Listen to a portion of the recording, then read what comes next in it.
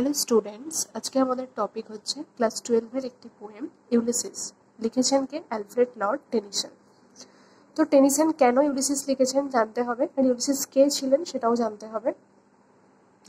তো তখন poet Tennyson ভীষণ হতাশ ছিলেন তার বেস্ট ফ্রেন্ড আর্থার হেনরির মৃত্যুতে। ঠিক তখনই তিনি অনুপ্রেরণা পান, ইন্সপিরেশন পান ইউলিসিসের গল্প পড়ে। কোথা থেকে পড়েন ইউলিসিসের গল্প? হোমারের লেখা দুই মহাকাব্য ইলিয়াড এবং ওডিসি থেকে। ইউলিসিস ছিলেন একজন মহান গ্রিক রাজা। এটা গ্রিসের ছোট দ্বীপ ছিল ইথাকা বলে, ইউলিসিস সেখানকার রাজা ছিল।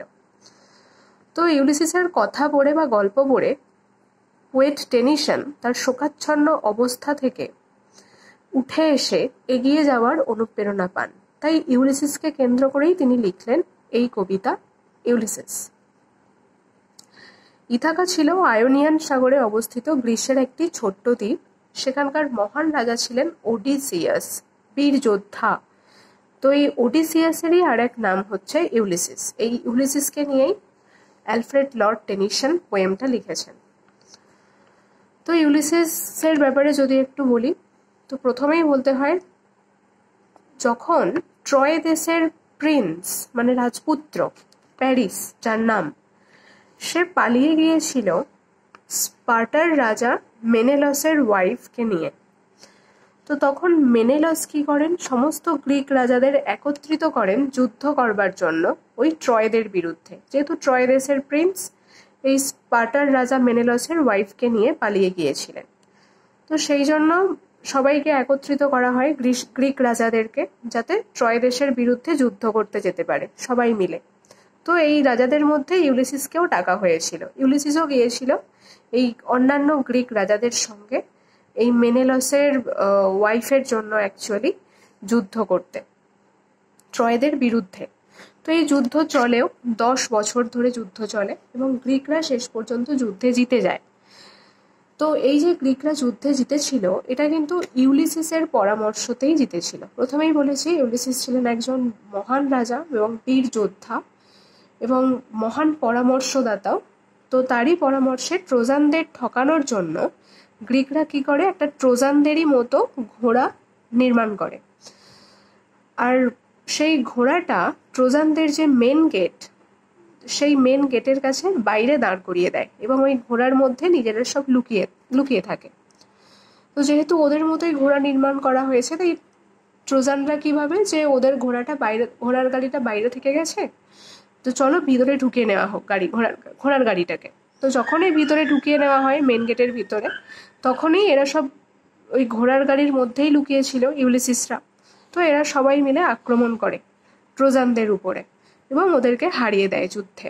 এবং শেষে কি করে, ওখানকার পুরুষদের সবাইকে মেরে দেয় এবং মহিলারা যারা ছিল সবাইকে বন্দি করে নিজেদের দেশে নিয়ে চলে আসে। তো শেষ পর্যন্ত ইউলিসিসের পরামর্শতেই গ্রিকরা ওই ট্রয় দেশের যে সাথে যুদ্ধ করতে গিয়েছিল সেই যুদ্ধে জিতে যায়। তো 10 বছর ধরে এই যুদ্ধ চলেছিল। এই যুদ্ধের কথা ইলিয়াডে বর্ণনা করা আছে। আর তারপরে ইউলিসিস নিজের ইথাকা দ্বীপে ফিরতে তার আরো 10 বছর সময় লেগে যায়। তো এর কথা বলা আছে ওডিসিতে। তো এই ইলিয়াড এবং ওডিসি মিলে ইউলিসিসের কাহিনী বলা আছে।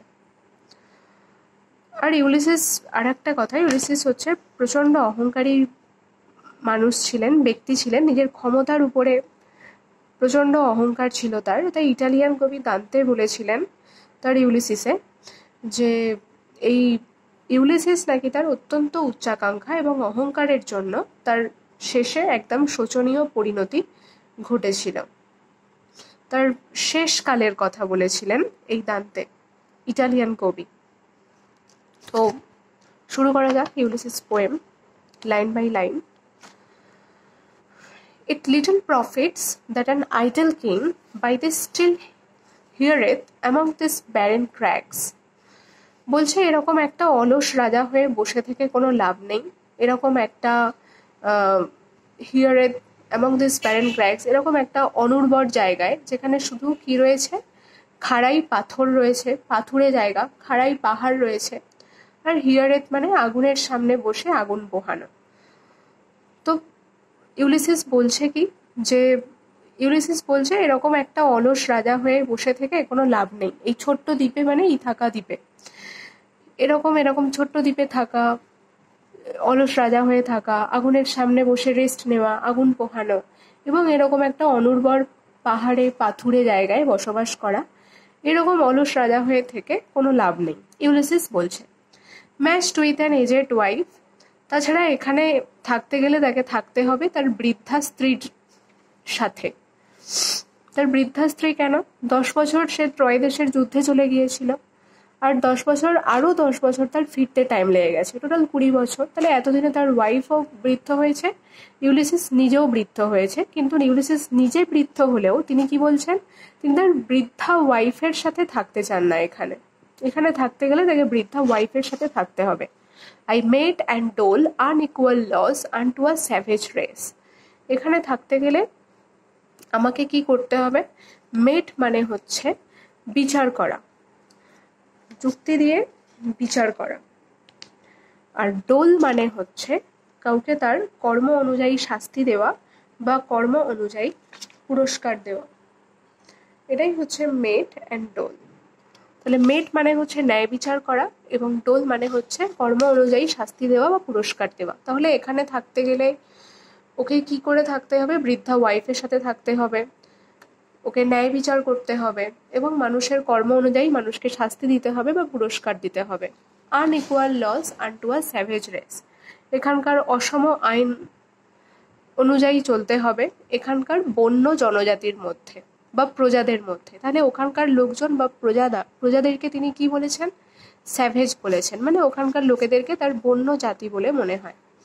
তাহলে বলছেন কি ইউলিসিস, যে এরকম একটা অলস রাজা হয়ে বসে থেকে কোনো লাভ নেই। এরকম এখানে থাকতে গেলে আগুনের সামনে বসে আগুন পোহানো, তার সামনে বসে বিশ্রাম নেওয়া, এরকম অনুর্বর পাহাড়ে বা পাথুরে জায়গায় বসবাস করা। Matched with an aged wife, এখানে থাকতে গেলে তার বৃদ্ধা ওয়াইফের সাথে থাকতে হবে, ন্যায় বিচার করতে হবে, মানুষের কর্ম অনুযায়ী তাকে শাস্তি দিতে হবে, কখনো পুরস্কার দিতে হবে। এখানকার অসভ্য বা বর্বর জনজাতির মধ্যে বা বন্য জনজাতির মধ্যে তাকে এই আইন, অসম আইন চালিয়ে যেতে হবে।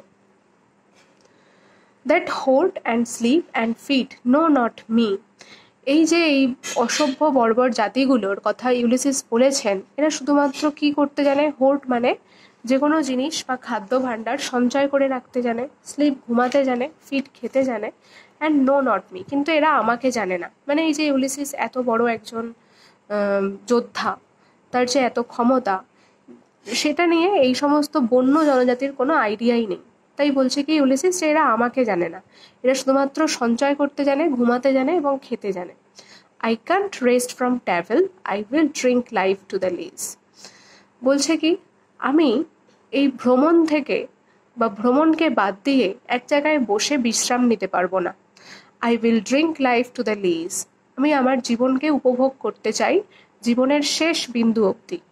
লিজ মানে হচ্ছে মদের গ্লাসের যে তলানিটা, যারা অনেক বেশি মদ খায় তারা একদম তলানি পর্যন্ত খেয়ে নেয়, ঠিক তার সাথেই তুলনা করেছে নিজের জীবনকে ইউলিসিস, যে তিনি জীবনের শেষ বিন্দু পর্যন্ত জীবনটাকে উপভোগ করতে চান।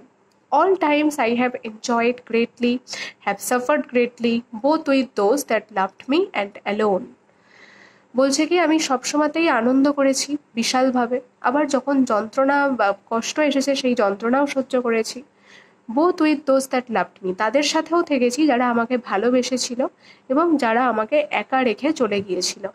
On shore and when through scudding drifts the rainy Hyades vex the dim sea, যখন সমুদ্রের তীরে দ্য সার্টিং ড্রিপস মানে ঝড়ের কারণে মেঘ সরে সরে যায়, দ্য রেনি হাইটস মানে যে সপ্তমণ্ডল আগে থেকে বৃষ্টির পূর্বাভাস দেয় যে বৃষ্টি হবে, ভেক্স দ্য ডিম সি, যে খারাপ ওয়েদারের সময়, খারাপ আবহাওয়ার সময় সমুদ্র উত্তাল হয়ে ওঠে, এই সমস্ত খারাপ পরিস্থিতিতেই, খারাপ ওয়েদারে, খারাপ আবহাওয়াতে ওরা পাড়ি দিয়েছে সমুদ্রে নিজেদের জাহাজ নিয়ে। মানে কখনো খারাপ ওয়েদার দেখেনি যে যাবে না, ওরা যে কোনো ওয়েদার যতই খারাপ থাকুক ওরা বেরিয়ে পড়েছে জাহাজ নিয়ে নিজেদের যুদ্ধক্ষেত্রের উদ্দেশ্যে বা ভ্রমণের উদ্দেশ্যে।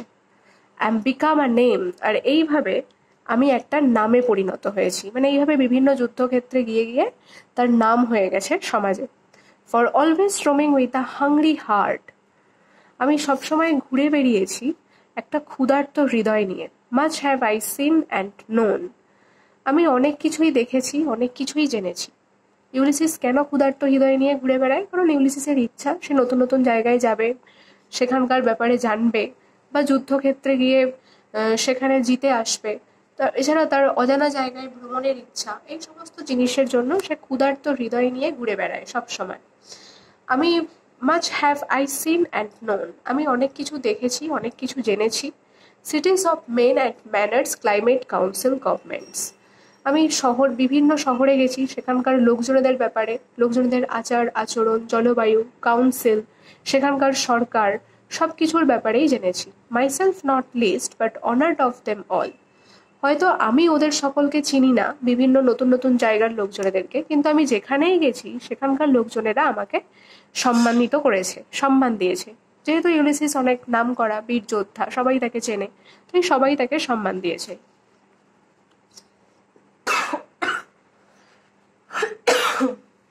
যদিও ইউলিসিস ওদেরকে সবাইকে চেনে না, কিন্তু তবুও ইউলিসিসকে সবাই সম্মান দিয়েছে।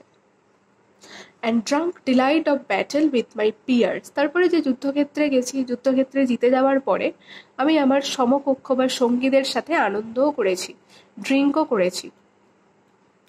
Fur on the ringing plains of windy Troy, কোন যুদ্ধক্ষেত্রে গেছে এরা? এই যে একটু আগে বলেছিলাম, ট্রয় দেশের যুদ্ধে গিয়েছিল, যুদ্ধে জিতে গিয়েছিল। সেখানকার যে রিঙ্গিং প্লেন্স, মানে সেখানকার যে যুদ্ধক্ষেত্র, সেখানে যে অস্ত্র শস্ত্র তলবারির আওয়াজ হয়েছিল, সেটাকেই রিঙ্গিং প্লেন্স বলা হচ্ছে। তো সেই যুদ্ধক্ষেত্রে এরা জিতে গিয়েছিল, জিতে যাওয়ার পরে আনন্দে পিয়ার্স মানে সঙ্গীদের সাথে ড্রিঙ্ক করেছে, আনন্দ করেছে। I am a part of all that I have made, আমি যা কিছুর সাথে দেখেছি, দেখা করেছি, সমস্ত কিছুরই আমি একটা অংশ। Yet all experience is an arch wade through, glimpse that untraveled world whose margin fades forever and forever when I move. তবুও এই সমস্ত অভিজ্ঞতা যেন সেই তোরণের দরজার মতো, যে তোরণের দরজার ওপারে একটা আলোর কিরণ দেখা যায়। কিসের আলোর কিরণ? না, সেই তোরণের দরজার ওপারে আনট্রাভেলড ওয়ার্ল্ড, মানে সেই সমস্ত পৃথিবীর জায়গাগুলো আছে যেগুলো ইউলিসিসের এখনো যাওয়া হয়নি। ইউলিসিস যেতে চায়, এবং যত ইউলিসিস নতুন নতুন জায়গায় যায় তত সেই তোরণের দরজা যেন আরো বেড়ে বেড়ে যায়, আরো বাড়তে থাকে। মানে যত ইউলিসিস অজানা জায়গায় ভ্রমণ করতে থাকে, তবুও তার সেই অজানা জায়গাগুলো শেষ হয় না, আরো বেড়েই যায়। মানে আরো অজানা জায়গায়, নতুন নতুন জায়গায় ইউলিসিস যেতে চায়। How dull it is to pause to make an end, এটা কতটা খারাপ এক জায়গায় থেমে থাকা, যেন মনে হয় এক জায়গায় নিজেকে শেষ করে দেওয়া। To rust unburnished not to shine in use, যেন মনে হয় নিজের মধ্যে জং ধরে যাওয়া এবং আর কখনো শাইন না করা। As though to breathe were life piled on life, যেন মনে হচ্ছে এরকমভাবে বাঁচাটা শুধুমাত্র শ্বাস নেওয়া জীবনে, একটা জীবনের উপর আর একটা জীবন রাখা রয়েছে স্তূপাকারে, ওয়ার অল টু লিটল, তবে এই জীবন খুবই স্বল্প। And of one to me little remains, আর আমার কাছেও খুব অল্প জীবনই বেঁচে রয়েছে। But every hour is saved from the eternal silence মানে মৃত্যু, যেন মনে হচ্ছে মৃত্যু থেকে সে প্রত্যেকটা ঘন্টা বাঁচাচ্ছে নিজের জন্য। সামথিং মোর, কেন না এই প্রত্যেক মুহূর্তে যেন তাকে কিছু করতে হবে। ব্রিঙ্গার অফ নিউ থিংস, সে নতুন নতুন জিনিস অর্জন করতে চায়। প্রত্যেক মৃত্যুর আগে পর্যন্ত সে যেটুকু সময় পাবে সে নতুন নতুন জিনিস অর্জন করতে চায়। Vile it were for some 3 suns to store and hold myself, Ulysses মনে করে যে তার কাছে 3টে সূর্য মানে হয়তো 3টে বছরই আছে, যেহেতু ইউলিসিস নিজেও জানে সে বৃদ্ধ হয়েছে। সে 3টে বছরে সে অনেক কিছু অর্জন করে রাখতে চায় নিজের জন্য, মানে এক জায়গায় বসে বিশ্রাম নিতে চায় না, নতুন নতুন জিনিস অর্জন করতে চায়, জ্ঞান অর্জন করতে চায়। এই 3টে বছরই যদি তার হাতে থাকে, 3টে সূর্য যদি তার হাতে থাকে, তাই বলছে এই 3টে বছর বা 3টে সূর্য নিজেকে এক জায়গায় জমিয়ে রাখা, এটা কতই না খারাপ হবে। তাই এই 3 বছরে যদি তার হাতে 3টে সূর্য বা 3টে বছর থাকে, তাহলে সেই 3 বছরেই নতুন নতুন জায়গায় যাবে, জ্ঞান অর্জন করবে, দক্ষতা বাড়াবে। And this grey spirit earning in desire, এবং তার যেই ধূসর মানসিকতা কেন বলা হয়েছে, কারণ সে এখন বৃদ্ধ হয়ে গেছে, সে এখন এক্সপেরিয়েন্সড, অভিজ্ঞ, তাই তার মানসিকতাটাকে ধূসর বলা হয়েছে। সেই ধূসর মানসিকতা তার সেটা ব্যাকুল হয়ে উঠেছে ইচ্ছা পূরণে। কিসের ইচ্ছা পূরণ? To follow knowledge like a sinking star, জ্ঞান অর্জন করা, জ্ঞান অর্জন করেই যাওয়া, ঠিক খসে পড়া তারার মতো। Beyond the utmost bound of human thought, সে এরকমভাবে জ্ঞান অর্জন করতে চায়, এরকম লেভেলে যেটা মানুষ কল্পনাতেও করতে পারে না, তার চিন্তাভাবনাতেও আনতে পারে না, সে এরকম নলেজ বা জ্ঞান অর্জন করতে চায়। এরপরে ইউলিসিস তার নিজের ছেলের কথা বলেছে। This is my son mine own Telemachus, এটা হচ্ছে আমার ছেলে, আমার নিজের Telemachus. To whom I leave the sceptre and the isle, যার কাছে আমি আমার রাজভার ছেড়ে যাচ্ছি, এই দ্বীপের ভার ছেড়ে যাচ্ছি। Well loved of me discerning to fulfil this labour, সে আমার খুব আদরের ছেলে, সে পরিশ্রম করে সব কিছু পূরণ করতে পারে। By slow prudence to make mild the rugged people, through soft degrees subdue them to the useful and the good, সে তার ধীর বিচক্ষণতাকে কাজে লাগিয়ে নম্র ভদ্র ব্যবহার করে রাগড পিপল মানে সেই অসভ্য বর্বর জাতিগুলোকে নম্র করে তুলতে পারে এবং তাদের সাথে নম্র আচার আচরণ করে তাদেরকে দমন করে রাখতে পারে, তাদের অসভ্য আচরণকে, এবং তাদেরকে পরিণত করতে পারে প্রয়োজনীয় মানুষে, ভালো মানুষে। তার ধীর বিচক্ষণতাকে কাজে লাগিয়ে এবং নম্র ভদ্র ব্যবহার করে সে অসভ্য বর্বর জাতিগুলোকে সভ্য করে তুলতে পারে। মোস্ট ব্লেমলেস ইজ হি, সে খুবই নিখুঁত, তার মধ্যে কোনো দোষ ত্রুটি নেই।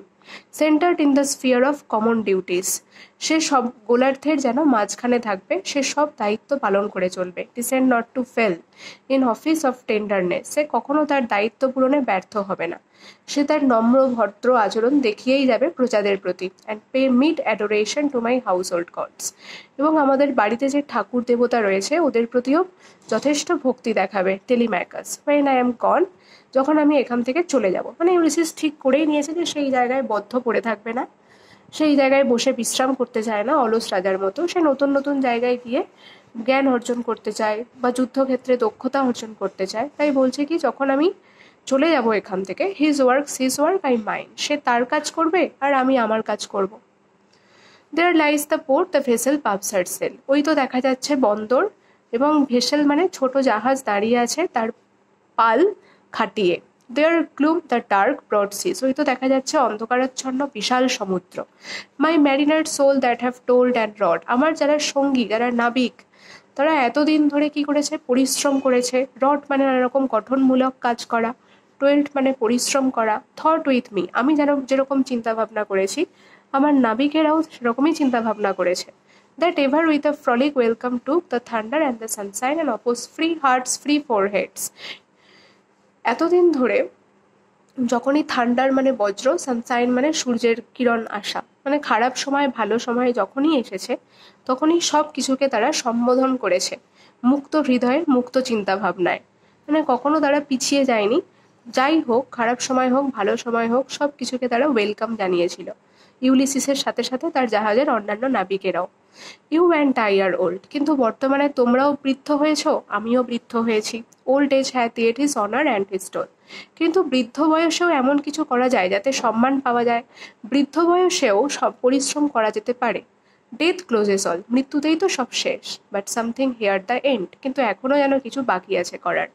সাম work of the Nobel note, এখনও কিছু মহৎ কাজ করতে হবে। মে ইট বি ডান, কিছু করা হয়েছে। Not unbecoming men that strove with gods, আমরা সেরকম বেমানান মানুষ হয়ে থাকতে চাই না এই বৃদ্ধ বয়সে, যারা একসময় ভগবানের সাথে পর্যন্ত লড়াই করেছিলাম। The lights begin to twinkle from the rocks, ওই তো পাহাড়ের পিছন থেকে আলোর কিরণ দেখতে পাওয়া যাচ্ছে। দ্য লং ডে ওয়েন্স, এভাবে সারা দিন চলে গেছে। দ্য স্লো মুন ক্লাইম্বস, ধীরে ধীরে চাঁদ উঠছে। The deep moans round with many voices, অনেক গলার আওয়াজ, স্বর শুনতে পাওয়া যাচ্ছে। Come my friends, it's not too late to seek a newer world, এসো বন্ধুরা, এখনও অনেক বেশি দেরি হয়ে যায়নি, চলো নতুন জগতের উদ্দেশ্যে আমরা রওনা দিই। Push off and sitting well in order smite the surrounding furrows, চলো যে যার জায়গায় বসে পড়ো তোমরা, জাহাজ চালানো হবে।